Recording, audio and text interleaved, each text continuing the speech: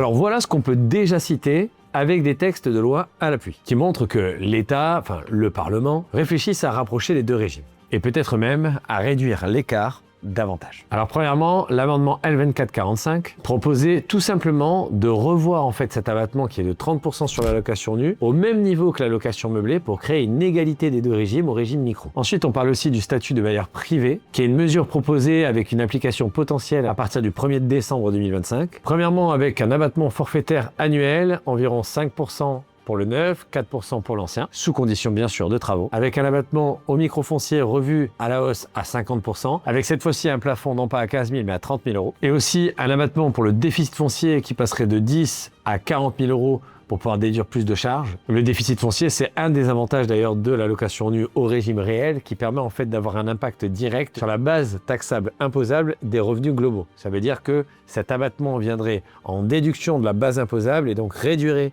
votre imposition de manière directe. Mais attention cependant, ces propositions ne sont pas encore écrites dans la loi définitive. Il y a évidemment des incertitudes sur leur adoption, les champs d'application et leurs conditions exactes.